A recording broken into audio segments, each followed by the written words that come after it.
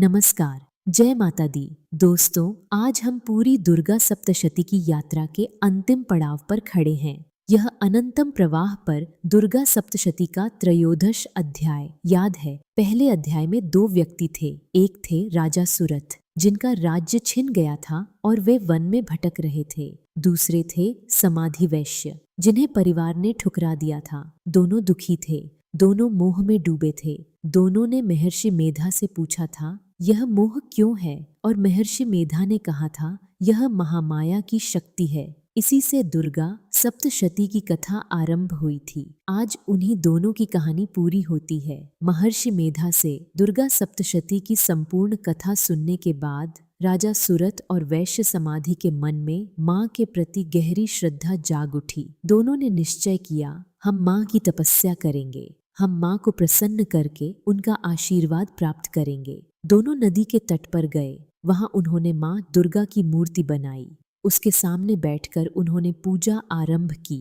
माँ के मंत्रों का जाप किया। उन्होंने उपवास किया, ध्यान किया, माँ का नाम जपते रहे। यह तपस्या 3 वर्षों तक चली। 3 वर्ष बिना किसी शिकायत के, बिना किसी थकान के, सिर्फ माँ के लिए। 3 वर्षों की निरंतर तपस्या से माँ दुर्गा प्रसन्न हुई। वे दोनों के सामने प्रकट हुई। माँ का स्वरूप अत्यंत सौम्य और करुणामय था। उनके मुख पर एक दिव्य मुस्कान थी। उनकी आंखों में प्रेम था। माँ ने कहा, तुम दोनों ने 3 वर्षों तक कठोर तपस्या की। तुम्हारी भक्ति और श्रद्धा ने मुझे प्रसन्न किया। मैं तुम्हें वरदान देने आई हूँ। जो चाहते हो मांगो। राजा सूरत ने हाथ जोड़कर माँ के सामने नतमस्तक होकर कहा। राजा ने कहा, हे माँ, मेरा राज्य छिन गया था। मेरे शत्रुओं ने मेरे साथ विश्वासघात किया। मैं वन में भटकता था, किंतु आज मैं वह नहीं मांगूंगा जो एक साधारण राजा मांगता। हे माँ, मुझे अपना खोया राज्य वापस मिले, यह तो मांगता ही हूँ,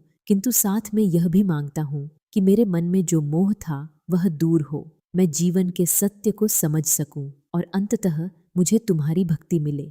यही मेरी सबसे बड़ी मांग है। यह सुनकर माँ के मुख पर एक विशेष मुस्कान आई। एक राजा जो राज्य मांग सकता था, उसने भक्ति मांगी। एक राजा जो ऐश्वर्य मांग सकता था, उसने ज्ञान मांगा। माँ ने कहा, तथास्तु, तुम्हारा राज्य वापस मिलेगा। तुम्हारे शत्रु परास्त होंगे और अगले जन्म में तुम सूर्य के पुत्र के रूप में जन्म लोगे और सावर्णी मनु कहलाओगे। तुम एक नए मनु होगे, एक नए युग के स्वामी। राजा सुरथ, जो पहले अध्याय में रो रहे थे, वे अब माँ के आशीर्वाद से कृतार्थ हो गए। अब वैश्य समाधि की बारी थी। उन्होंने माँ के सामने हाथ जोड़े। वैश्य ने कहा, हे माँ, मेरे परिवार ने मुझे ठुकराया था। मेरे पुत्रों ने, मेरी पत्नी ने, जिनके लिए मैंने जीवन भर कमाया, उन्होंने मुझे दुत्कारा और फिर भी मेरा मन उन्हीं के पास जाता था। यह मोह मुझे बहुत कष्ट देता था।